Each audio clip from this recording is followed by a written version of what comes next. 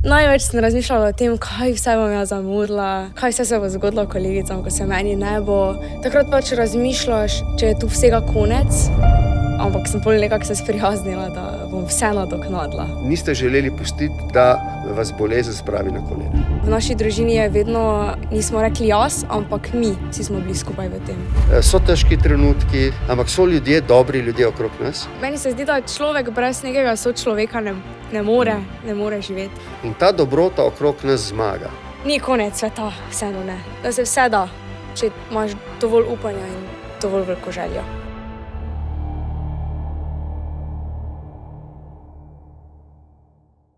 Pozdravljeni. Moje ime je Borut Pahor in sem voditelj podcasta Navdiha. Skupaj z vami bom užival v pogovorih z ljudmi, ki me navdihujejo. Moja današnja gostja je Corina Korpar in je moja vzornica. Corina je stara 21 let in živi v Mariboru. Zaključuje študij kozmetike v Ljubljani. Trenutno opravlja nacionalno poklicno izobraževanje za vizažistko. To bo čez nekaj mesecev tudi njen uradni poklic. Poleg vsega tega, pove Corina, dela preko študenta in varčuje za avto. Ko je bila Corina stara 9 let, je umrl oče, ki je zbolel za rakom črevesja. Čeprav je bila še otrok, je oče ostal v močnem spominu, njemu je posvečen eden od 8 tatujev. Pri 16 letih je Corina tudi sama zbolela za rakom, za krvnim rakom. Zdravila se je s kemoterapijami, obsevanji, transplantacijo kostnega mozga. Kot junakinja je po letu dni v boju z rakom zmagala. Par let zatem je za rakom na dojki zbolela še njena mama. Zdaj sta obe zdravi, Corina je zaljubljena v svojega fanta in v življenje. Corina, dobrodošla v Mastercard podcastu Navdiha. Hvala. Širša javnost vas skoraj ne pozna, vendar bomo danes radi izvedeli skoraj vse o vas. Začela pa bova pri stvari, ki je razlog najnega današnjega srečanja in pogovora.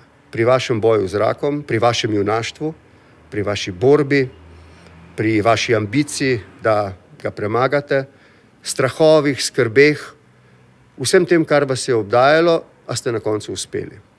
Rad bi, da bi tisti, ki nas poslušajo, v vaši zgodbi, oni, jaz, videli nekaj, kar nas bo navdihovali tudi za naše skrbi in strahove.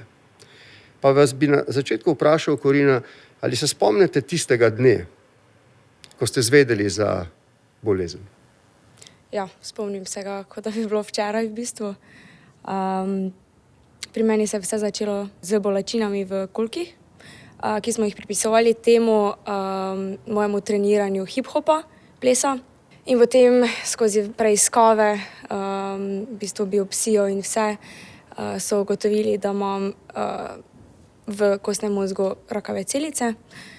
In ob v bistvu postavljeni diagnozi je moja prva misel, če verjamete ali ne, bila, da bom samo parkrat na kemoterapijah, pa bo vse okej. Koliko ste bili takrat stari? 16 let. Ste imeli že prvi dan skrbi, strahove? Kako ste šli potem domov? Kaj ste premljevali v vaši glavi? Tako bom rekla, bila sem okej, dokler pač nisem videla mame jokat. Pol se mi je nekako vse podrlo. Sem začela ugotavljati, kaj to sploh pomeni. Iskreno se vožnje domov ne spomnim, tudi mama ne, ker mi je bila diagnoza postavljena v Ljubljani. Mama je bila z vami? Ja. Kako je pa mama reagirala na to? Jok, takoj jok. In tudi vi ste jokali? Ne, dokler nisem videla, da joče. Dokler ker smo glih tako sedeli, da sem se obrnila nazaj, pa sem jo potem pogledala, pa ko mama joče. Kaj ste takrat vedeli o levkemiji, o krvnem raku? Nič kaj dosti, čisto iskreno. Rekli so mi, da imam levkemijo, nisem vedela, kaj točno zdaj to pomeni. Potem, ko smo imeli še dodaten posvet, da so mi vse razložili, mi je postalo malo bolj jasno, kaj vse me čaka. In ko ste se z mamo peljali domov, ste se kaj pogovarjali? Je bila tišina? Ste vsaka premljevali svoje misli? Tako kot pravim, se ne spomnim čisto točno vožnje. Spomnim se, da smo se pogovarjali, da bomo dali vse to skozi, bomo šli skupaj skozi to. V naši družini je vedno, nismo rekli jaz, ampak mi, vsi smo bili skupaj v tem. Ste takrat pogrešali očeta, ki ste ga pred leti izgubili? Ja, se mi je prevrtel cel film v bistvu. Se vam je zdelo, da je mogoče družino zadela velika nesreča po očetu, se je zdaj bolezen lotila tudi vas? Ja, se mi je zdelo, ampak sem v bistvu bila na koncu jaz tista, ki je držala vse skupaj gor, kako naj rečem. Kako se pa spomnite smrti očeta? Vi ste bili stari 9 let? 9 let, ja. Ko je umrl vaš oče, mimogrede tudi v mojem primeru, sem bil otrok, kot vi, 9 let star, ko sem izgubil očeta. Kaj si otroci zapomnimo, ko izgubimo nekoga, ki nam je bil drag? Do tistega trenutka je bil oče vse v mojem življenju. Mame se niti dobro ne spomnim. Potem se je vse spremenilo. Kako je bilo pri vas? Tudi pri meni je bilo identično. Oče vam je zelo veliko pomenil. Zelo. Vas je crtal, vas je imel rad, vas je razvajal. A gre temu pripisati to, da imate enega od tatujev posvečenega njemu? Ja. A bo to preveč, če ga pokažete? Ja, z veseljem. To je črv? Ja. Zakaj? Zato, ker me je vsako večer v bistvu v posli zavil v odejo in me je takrat začel klicati črvek. To tudi takrat, ko je že on vedel, da je bolan? Tudi takrat. Kako ste tisto njegovo bolezen takrat vi premišljevali? Vi ste še otrok. Ja. In jaz se pravzaprav veliko ne spomnim, kako smo vsi skupaj doživljali očetovo bolezen. Nismo pričakovali, da bo umrl. Kako ste vi to doživljali? Jaz se spomnim, da je v bistvu bil rak prva asociacija smrti že takrat. Sploh zato, ker je imel tako fejst razširjeno obliko že, da pač smo že na začetku vedeli, kaj se bo zgodilo. Ne. Me pa zanima, kaj točno pa je bilo z vašim očetom? Čeprav razumem, je bil eden od razlogov tudi napačna diagnoza oziroma zdravljenje. Vendar nikoli tega zdravnikom nisem zares zameril.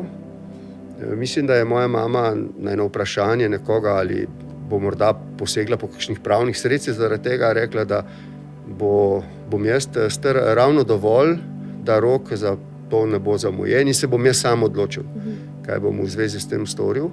No, zgodilo se je tako, da je zdravnik, ki je bil takrat pri očetovi bolezni, pravzaprav potem leta kasneje rešil mojo mamo. Aha. Tako da je to pravzaprav ena taka kontraverzna, protislovna zgodba o tem, kako se življenje vendarle obrne in obrne se, če je le malček pravičnosti in sreče nazaj na noge. Skratka, oba sva izgubila očeta, ko sva bili stara 9 let, ostala sva z mamo. Vi imate še brata? Ja. Vi ste edinec? Jaz sem edinec. Kar je bilo kakšenkrat dobro, kakšenkrat pa sem pogrešal nekoga, na katerega bi se obrnil, zlasti takrat, ko je bila moja mama potem bolna, in to večkrat po več mesecev, in sem bil dan v varstvo stricu in teti in mamo sem pogrešal, in če bi imel vsaj brata ali sestro, bi bilo verjetno to pogrešanje lažje. No, ampak meni, za razliko od vas, ni bilo potrebno iti skozi mojo veliko zdravstveno preizkušnjo. Vi pa ste šli, bili ste stari 16 let, mlado dekle, polno sanj, sanjarjen. Ste imeli fanta takrat že? Ne, takrat ne. In potem se naenkrat se zdi, nekega dne vse skupaj podre. A nam lahko poveste, kako ste potem tiste prve dni ali mogoče tedne preživljali te skrbi in strahove? Ja, najbolj me je bilo strah vsega, kaj bom zamudila, ker je vseeno so to bila leta, ko se je začelo hoditi ven, žurati na polno. In ravno takrat, ko mi je bila postavljena diagnoza.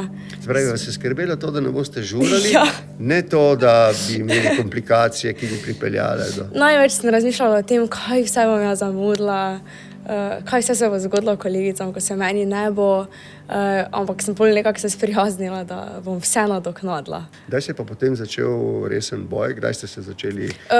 V roku enega tedna v bistvu so se že kar začele kemoterapije na polno.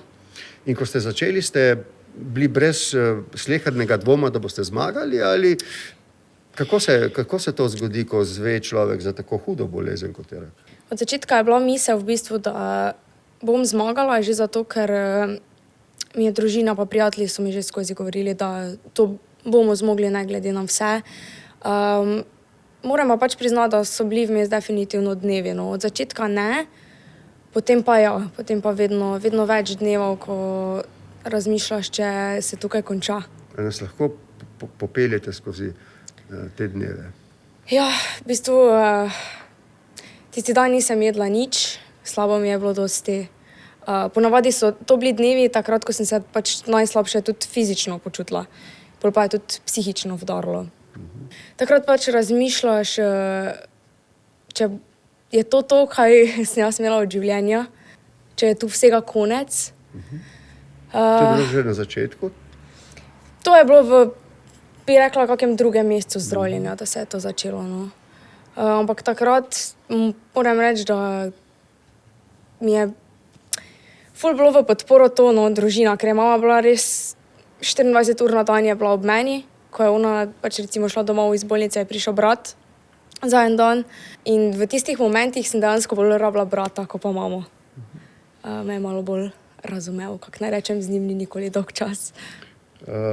Brat je izrazil solidarnost z vami tudi tako, da se je, takrat, ko ste izgubili lase, tudi sam čisto do konca obril. To vam je verjetno dalo neke moči, neke energije? Ja, v bistvu sem jaz dostikrat jamrala, kako me ljudje čudno gledajo, kakšni pogledi so iz vseh strani, ker vseeno nisem smela toliko biti v skupini večjih ljudi zaradi imunskega sistema, ampak vseeno pa, ko sem bila v javnosti, sploh ko smo šla z bratom v McDonald's, ki se mi je večkrat zaluštal med zdravljenjem, so me čudno gledali in sem dostikrat malo pojamrala glede tega. Pa me je brat en dan doma presenetil, v bistvu je prišel za kapuco na glavi domov in mi je samo rekel, čuj, Korina, si je dal kapuco dol in je pač bil brez las in tako. Brat je nekaj let starejši od vas? 5 let, ja. 5 let. To je bila velika gesta, ne? Ja.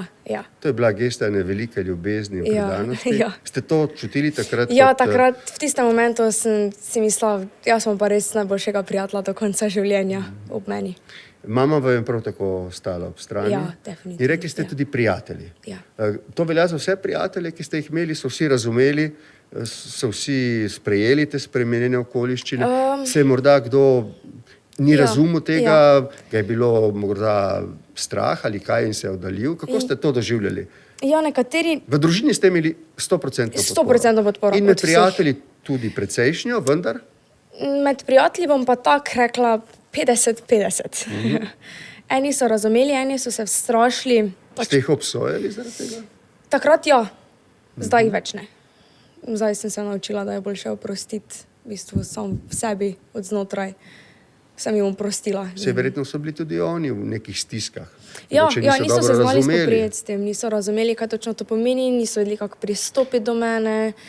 Mislili so, da se je vse spremenilo, jaz pa sem jim hotela dopovedati, da še vseeno ostajam ista Korina, kot sem bila, samo z neko dodatno izkušnjo v življenju. Še vedno ste bili otroci. Ne? Vseeno, ja.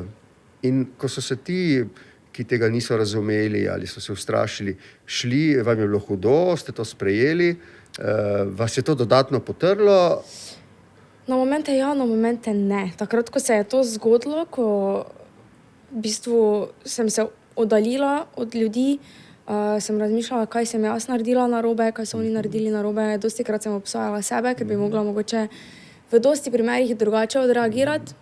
A ste ta občutek krivde imeli tudi zaradi same bolezni? Ali Tudi. Zakaj? Tudi. Ne vem.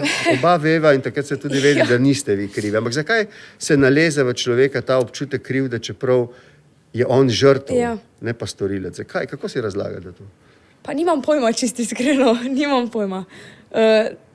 Ne vem, neko krivdo čutiš, da zakaj pa zdaj mora moja mama spet iti skozi to, pa zakaj mora moj brat iti spet skozi to, pa babica, ne vem.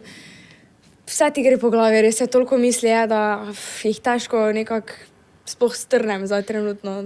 A so vse te misli čez dan bolj črne ali sive, ali so tudi utrinki nekega upanja, enih sanj novih? A je človek sposoben v takih težkih časih sanjariti? Pri meni ja, pri meni je bilo ja. O čem ste sanjarili takrat? Sanjala sem, da ko bom pa zdrava, kaj vsaj bom jaz, da bom šla še enkrat na zipline, ker se mi je želja tudi uresničila, da bom šla skok z padalom, tega še nisem uresničila, ampak da bom šla na Tenerife z mamo, zato ker imam sestrično, ki tam živi. In mislim, en teden preden bi mogla iti na Tenerife, mi je bila postavljena diagnoza in pol nisem smela iti. Tako da mi je bila In mi je bil to neki pogon, da ko bom zdrava, pa bomo šle in bomo si privoščile dopust. Kako se je, kako bi rekel, kako je nihalo to razpoloženje čez dan ali čez teden, ti vzponi in padci, kako ste doživljali to? Ko sem bila v bolnici, sem večinoma časa bila slabe volje. Koliko časa ste bili v bolnici? Tako je bilo, da je odvisno od ciklov kemoterapij. Tako da včasih sem hodila samo vsak dan po injekcije tja, včasih sem bila po 2 tedna, ko so mi tekle kemoterapije, včasih 2 dni. Bolj je tudi odvisno od počutja, če imaš vročino ali ne, pač čist vse odvisno. No, prej ste govorili o tej vznesenosti, o sanjarjenju, ko ste bili dobre volje, ko ste videli svetlo prihodnost. Kaj pa takrat, ko ste videli temno? Tudi taki časi so bili. Ja. O čem ste takrat razmišljali? Ja, kaj vse bo, ko mene mogoče ne bo? Ste razmišljali o koncu? Ja. Kako ste se soočili s tem koncem? Vi ste bili stari 16 let, ljuba duša. 16 let. Začeli ste življenje. Vaš cvet se je šele začel razcvetati. In vi ste začeli misliti, da bo uvenil. Kako ste se soočali s tem? O čem ste razmišljali? Dostikrat sem hotela te misli vgasniti, nisem jih hotela toliko dati misli na to, kot da bi rekla, hotela sem se zamotiti z nečim. A imate kakšen recept za tiste, ki jih preganjajo težke, hude misli, velike skrbi? Kako ste takrat premagovali to z sanjarjenjem, z upanjem? A ste se trudili?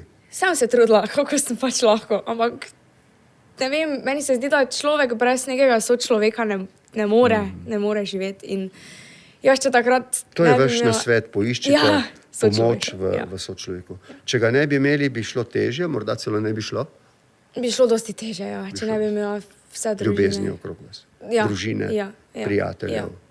Se pravi, ko se znajdemo v taki situaciji, se je dobro odpreti in opreti na tiste, ki so vam pripravljeni pomagati. Tiste pa, ki ne razumejo, ki pač niso zraven, jih ni treba obsojati, pustimo jih. Samo v tistem momentu to res težko razmišljati, da jih ne smeš obsojati.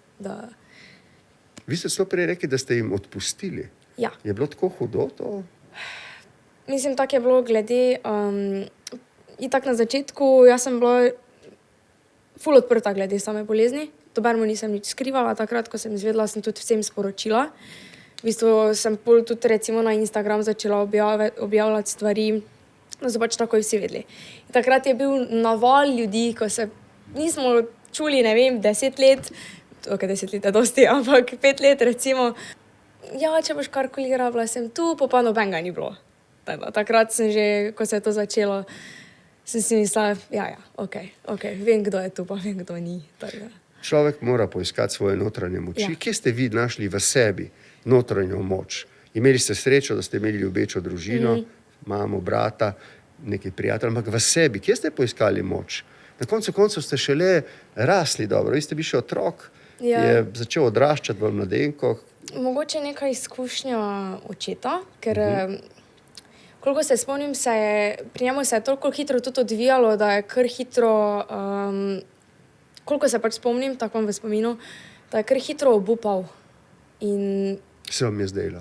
Tako se mi je zdelo. Vi ste bili 9-letni otrok, kako ste to lahko presojali? Tako gledam za nazaj, ko se spomnim nekih stvari, nekih dogodkov, mogoče, se pravim, ful hitro se je odvijalo in pač... A ste imeli mogoče tako občutek kot jaz, da ste očetu zamerili, ker vas je zapustil? Ne. Ne? Tega pa nisem nikoli čutila, vedno neke dobre spomine. Jaz sem ga imel neskončno rad in do očetove smrti. Za mamo pravzaprav skoraj nisem vedel. Potem je postala vse v mojem življenju. Ampak do tistega trenutka je bil oče centralna točka vsega mojega sveta. In ko je šel, sem mu zameril, da me je pustil. In dolga leta, razen na pogreb, nisem želel iti k njemu na pokopališče. In potem sem mamo uslišal in sem začel hoditi za 1. november. Ampak samo za 1. november. Zanimivo. No, zdaj po mamini smrti, ko jo redno obiskujem, ko grem rad na pokopališče, ko jo grem pozdraviti, spremem tudi očetovo smrt. In v bistvu sem očeta upoklical v moj spomin šele s mamino smrti. Oba sta zdaj res moja starša in obema sem hvaležen za vse, kar imam. Vi ste torej ostali brez očeta, z mamo. Če vas smem prekiniti. Prosim. Mene pa zanima še malo, recimo, če bi lahko mogoče malo primerjali smrt mame pa očeta, glede na to, da ste takrat bili otrok, mama pa vam je umrla par let nazaj, ne? Če bi lahko mogoče primerjali to, kako ste vi to doživljali po mamino smrtjo? Ste takrat pomislili, kako je bilo pri očetu? Jaz sem že prej povedal, da sem bil večkrat, praviloma po pol leta, 3-krat mislim, da, zaradi maminega odhoda v bolnišnico. Enkrat so mamo celo peljali v Vipavo v umiralnico. Midva sva se že ločevala. Jaz se spomnim, sva bila tako kot zdaj midva, ko mi je mama rekla, moraš biti prijazen z ljudmi, kajti od njih boš odvisen. Jaz sem bil tak star, mislim, da 12 let, ko se je zdelo, da se bova zavedno poslovila. Ampak mama se je potem, zato da bi ostala moja mama in skrbela zame, toliko potrudila, da je, kot rečeno, srečnim naključjem, da jo je zdravnik poklical nazaj in jo vzel v oskrbo, rešila. No, potem se je to večkrat ponavlja. Moja mama je za rakom zbolela večkrat. In mamo sem pogrešal. Normalno. In za razliko od očeta, ki sem ga bil zgubil in sem ga pogrešal do tistega trenutka, sem mamo pogrešal tistega trenutka naprej in sem si vedno v življenju želel, da bi bil poleg, ko se bo enkrat poslovila. In celo življenje sem se bal, da se bo zgodilo, da bom zaradi službe ali drugih stvari na nekem drugem koncu sveta in ne bom takrat zraven nje, ko se bo poslavljala. In moja želja se je uresničila. Jaz sem bil tistega ponedeljka, ko je mama umrla, v bolnici z njo. Začutil sem tisti dan, da moram iti v bolnico. Rekli so, da je res že zelo na koncu, ampak ko sem prišel, sem imel vsaj jaz občutek, da ko sem ji dal roko, čeprav ni bila več pri zavesti, da se je na to odzvala. Počakala me je in čez 1 uro umrla. In to, da sem jaz bil zraven pri njenem odhodu v nebesa, ker mora biti kraj, kamor grejo dobri ljudje, Definitivno.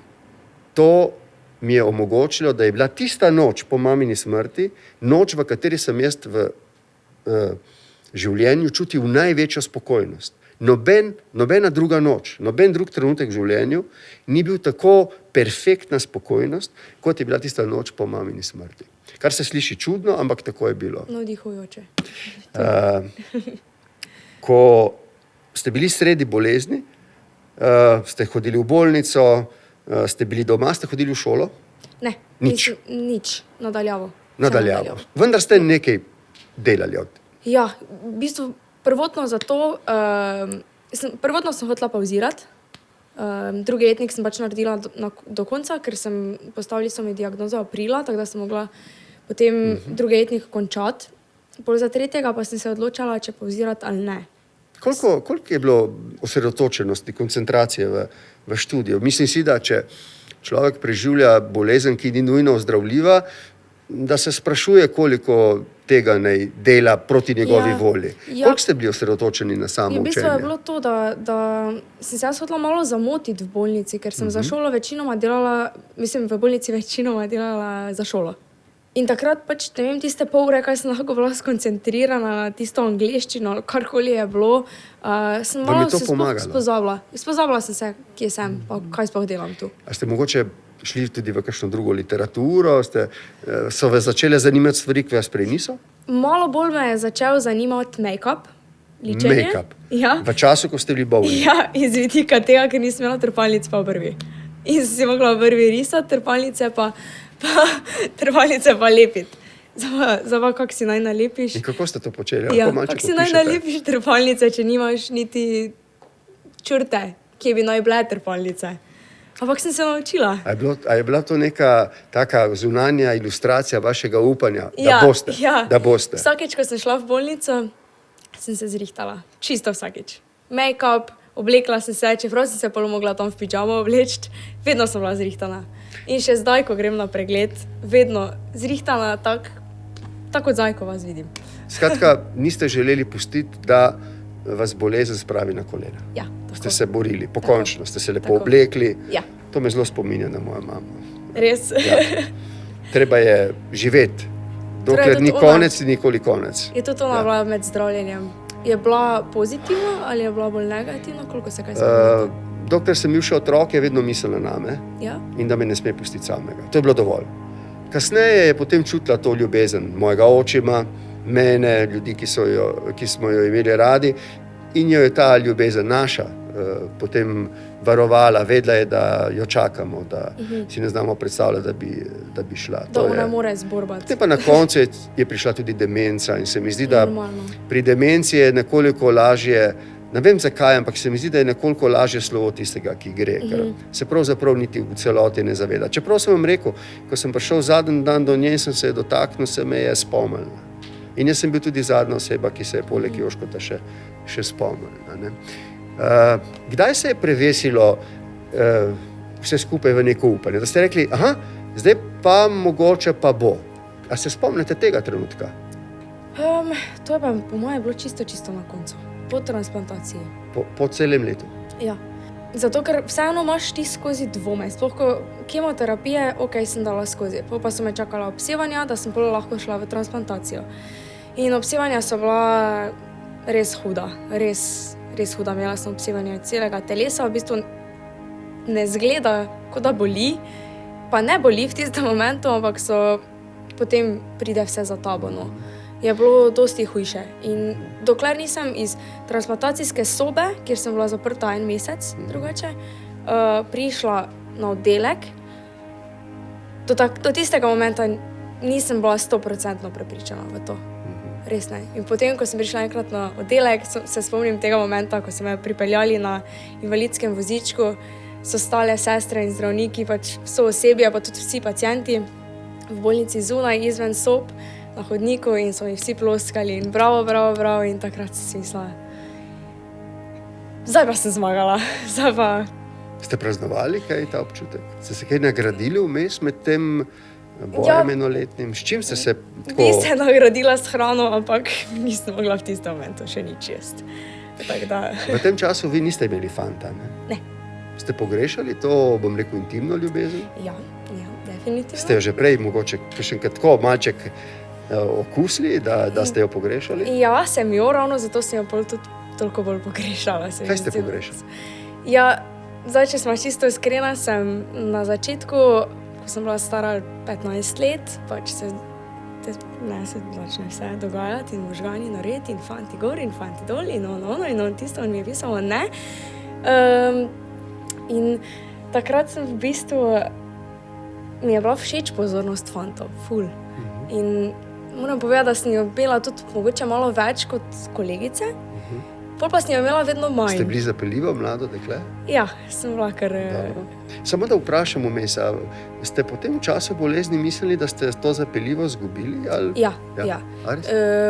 Ste zgubili to samo podobo? Ja, samozavest je šla iz 100 na nič. Pač takrat, ko se pri 15 letih te gre po glavi, jaz sem najlepši, jaz lahko vse. Pol pa, ko je prišla bolezen, pa je... Ste padli iz 100 na 0? Iz 100 na 0. Včasih je bilo tako, da v kopalnici se v ogledalo nisem želela pogledati.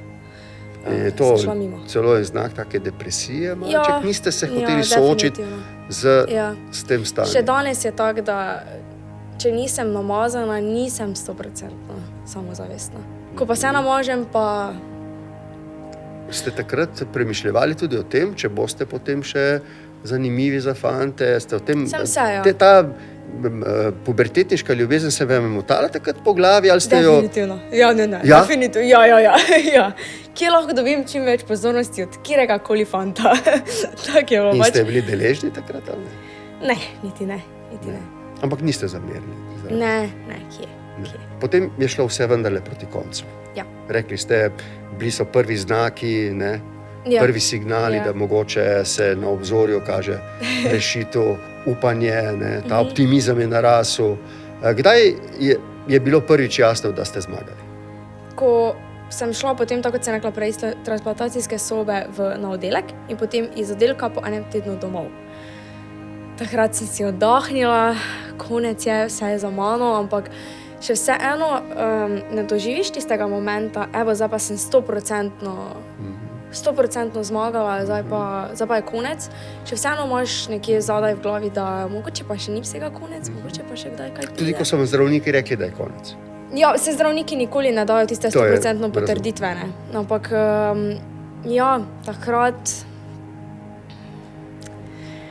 takrat, ko sem šla domov, ampak še vseeno ne čisto 100%. No, še zdaj nisem čisto 100%. In kaj vas je potem, kdo vam je bil vzor? A ste imeli kdaj takrat nek vzor? Ja. Mogoče v kom ali v čem? Ja. Kaj vas je inspiriralo? Kaj vas je navdihovalo? Mama. Mama. Zakaj? Kaj je bilo pri mami takega? Ker je bila, moja mama je tako čudovita ženska, da ne vem, kak ji vse to ratuje. Ker je skozi toliko stvari že šla brez, ne vem, še vedno je skozi nasmejana, vedno je pozitivna, vse kdaj zjoče, definitivno. Mi da občutek, da njo tudi skrbi, da sočustvuje z mano, tudi med boleznijo je bilo tako, ampak ne vem, jaz vedno pravim, ko bom velika, bom tako moja mama. Ste niste edini.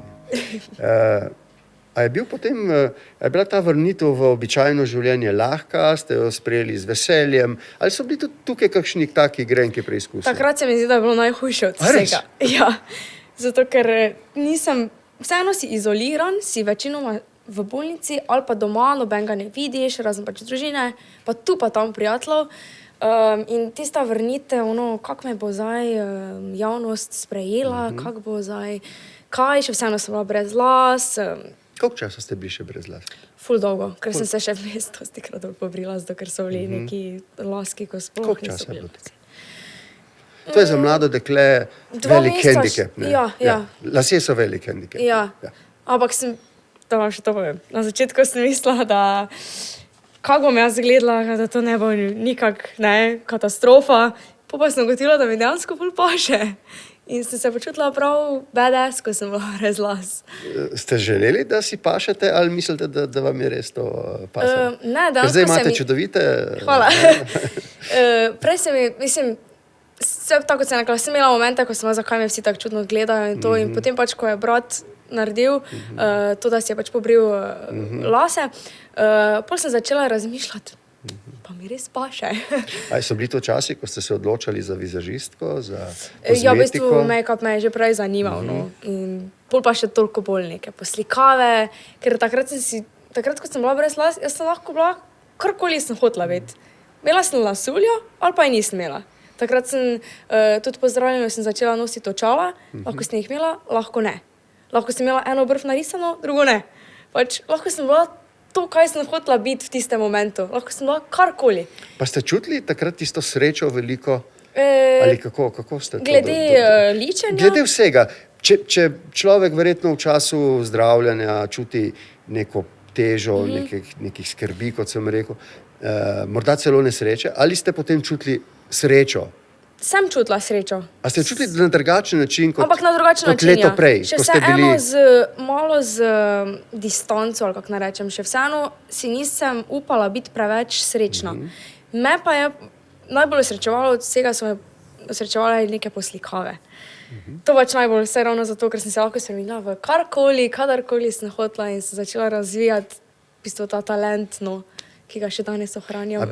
A bi lahko rekli, da ste zaradi teh okoliščin malček bolj drugače razvili neko domišljijo, sanjarjenje, upanje? A ste dozoreli, ste zrasli v tem času? Ja, ko sem prišla nazaj. V enem letu za koliko let? Po moje za 5. Za 5 let. Zato, ker ko sem prišla nazaj med vrstnike, oni mi ni odpisal, oni to, kaj nazaj, objokala, ono tretje. Ti ni odpisal, počak malo. Zdrav si. Pač, kaj, mislim, pa ful me niso me znali toliko razumeti, tudi ko sem se v šolo vračala, je to katastrofa. Ampak pol se je gotovo najdu kakšen fant, ki vam je vrnil vero v ljubezen. Kako je bilo pa to?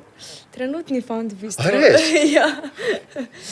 On je takrat, ko smo se spoznala, sem imela lasuljo in je takrat rekel, da te lasulje več ne želi nikoli videti, da me hoče videti točno tako, kot sem. In še danes to pravi, da sem najlepša v trenerki, v prevelikem polovru, brez make-upa. Zakaj pa mislite, da ste mu všeč? Ne vem. Ne vem. Kaj pa pri vas, kaj vas na njemu privlači? To, da kuha. Praktično. Zdaj ste mlado dekle, imate 21 let, končujete kozmetično šolo, vizažistka boste, mislim, da ste povabljeni v snemanje filma. Belo se pere na 90. Tega se veselite? Kakšne so vaše sanje za prihodnost? Za prihodnost vidim se v ličenju definitivno. Najbolj v kakem filmskem ličenju za kakšne specialne efekte. Ne vem, Grinch mi je ful blizu, recimo.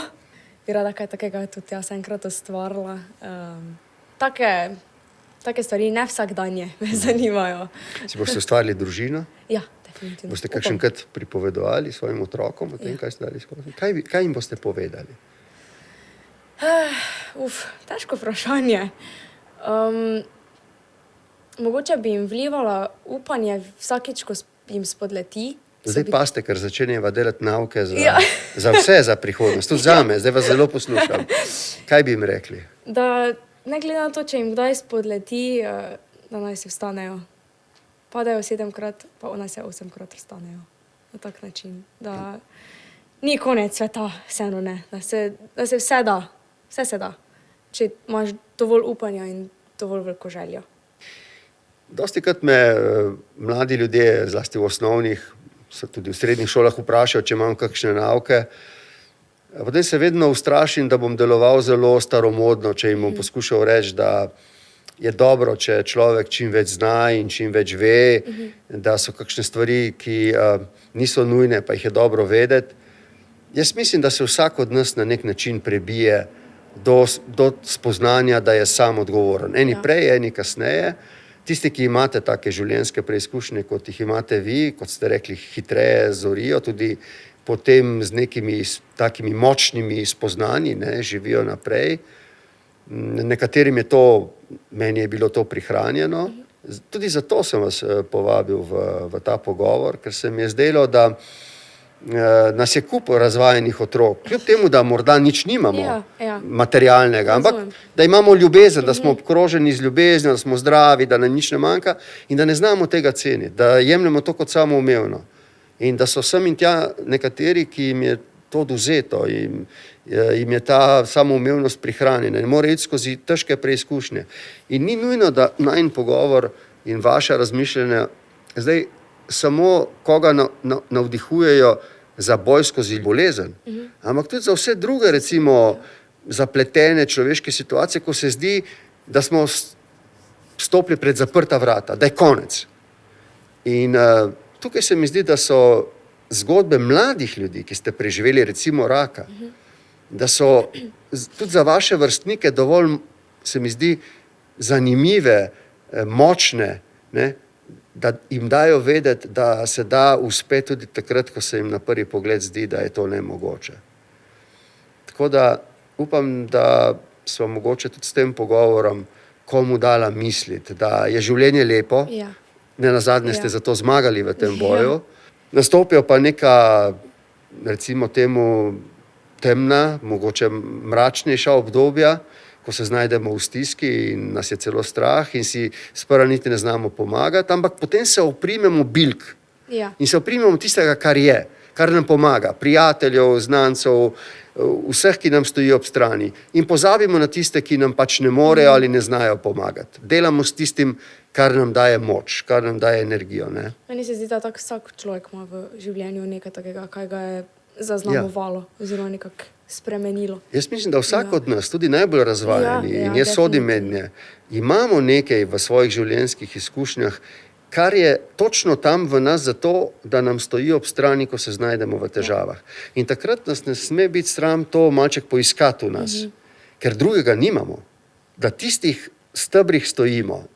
Ti so dovolj trdni, samo verjeti moramo tudi vanje in vase in grejo stvari naprej. A ste vi kdaj obupali do konca? Ne, nikoli. A ste zaradi tega postali, kako bi rekel, zaradi tega mislite, da ste pa nesmrtni? Da se vam ne more nič zgoditi, ne samo v tem smislu? Ne, jaz v bistvu imam skozi ta strah, da se bolezen ponovi definitivno nekje vzadaj. Mogoče še ravno toliko bolno, mislim, saj vsakega lahko doleti bolezen, mislim, nekaj. Ampak meni se zdi, da se jaz toliko bolj zavedam tega ravno zato, ker sem dala že to skozi in me je pač strah, da me bo enkrat ta bolezen pokopala, čisto po domače povedano. Koliko vas je tega strah? Kako se čuti to? Kdaj vas to prešine? Ja, probavam čim bolj zatirati sicer to, pa ne o tem toliko razmišljati. Ampak to pride za vami. Kdaj pride ja. to za vami? Mogoče v kakih slabih dnevih, ko me kaj razkuri, ko sem pač jezna, žalostna, ne vem. Ko me nekaj pač vrže iz tira, pa začnem razmišljati, pa preveč razmišljati, preveč premišljevati, recimo. Takrat ponavadi je najhujši. In kako se bolj skopljete iz tega ven? Tako kot sem prej rekla, izpoveš se sočloveku. Ne vem, nekako mi je to do zdaj vedno Se pravi, za vas je zelo, zelo pomembno, da imate nekoga, ki mu poveste. In mu 100% zaupate. 100%. Ja. Mama je tudi preživela raka. Tudi. Kako ste vi pomagali njej takrat? Probavala sem ji čim več stati ob strani, ampak je moja mama ful tak, da sej ni treba tega, sej ni treba. Jaz pa sem pač hotela čim več, ampak tako so mame. In sem malo počutim krivo na čase, da ji nisem dovolj pomagala, da bi lahko dala v tistem času več od sebe, da bi lahko bila malo več doma, da bi lahko bila malo več ob njej, včasih se malo tepem zaradi tega, ampak ji vseeno hočem nekako pokazati, koliko jo cenim, pa koliko jo spoštujem in koliko mi pomeni. Saj jaz sem prepričan, da vaša mama to vašo ljubezen. Ali vi mislite, da se jo sposobni pokazati, ali ne, ona jo čuti mimo vaše presoje? Jaz bi še ta moment edino izkoristila, da bi malo omenila vašo Katro in imam eno malo Povejte. Malo juicy vprašanje. Juicy? Juicy, mogoče. Ne more biti zdaj strah. Izraz. Kaj bi vi želeli za Katro? Kje bi želeli na koncu, da pristane Katra? Katra je že pristala tam, kjer sem hotel, da je naredila nekaj dobrega. Da bo naredila toliko, si nisem mislil. Mi dva imamo zdaj pogovor tik pred iztekom te druge akcije. Zbrano bo skoraj, če ne več, 250 000 evrov za Zlato pentelco. Vi ste kaj članica strokovnega sveta inštituta, za junake 3. nadstropja. Čudoviti bratje Fratar zbirajo tudi za slovenjgraško bolnico. Jaz mislim, da je pravzaprav neverjetno, osupljivo, kako so ljudje pograbili to akcijo, jo vzeli za svojo. In to naju more spet, se mi zdi, nas vse do neke mere navdihovati v tem smislu, da so težki trenutki, sem in tja se zdi vsem kakšna stvar brezizhodna, ampak so ljudje, dobri ljudje okrog nas, na katere se lahko zanesemo. Čeprav so celo anonimni. Niti ne vemo, da so tam, vendar so. In ta dobrota okrog nas zmaga. In najbolj citirana misel v mojih govorih, v vsem mojem političnem življenju je bila: na svetu nisi zato, da sovražiš, ampak da ljubiš. Antigona. In se mi zdi, da na koncu koncev, kot radi rečemo, v nas se bori dober volk in slab volk, kakšenkrat sem rekel, angeli in demoni. Mi moramo hraniti dobrega volka, mi moramo hraniti angele v nas. Sem in tja se zbudijo tudi demoni v vsakem od nas. Ampak, če in kolikor bomo hranili dobrega volka, angele, nam bojo ti priskočili na pomoč takrat, ko bo treba. Jaz nisem vraževeren, ampak verjamem pa, da kar gre naokoli, pride naokoli. Če okrog sebe seješ zlo, ga boš tudi sam deležen. Če pa daješ okrog sebe dobroto, jo boš tudi sam deležen. Tako da mislim, da lahko zaključiva s to vero v dobro in v upanje in v optimizem in da kakšenkrat ni nič v našem življenju razen vere v to. In da moramo v to, kako bi rekel, iskreno verjeti in se nam bo potem to poklopilo. Ob tem momentu bi se še vam samo rada zahvalila za vse, kaj delate, za vse, kar ste. Spoznal sem, da človek zelo veliko dobi, če da. Vem, da se to sliši to malček tako ceneno in kot fraza, ampak na koncu je res, da smo si skupaj razdajali in skupaj dajali in veliko vsi dobili od tega. Vam želim vse dobro v življenju, da se vam izpolnijo vaše sanje. Srečno, Korina. Hvala. In jaz tudi upam, da se vam uresničijo sanje za vašo barko. Vsem skupaj pa lep pozdrav.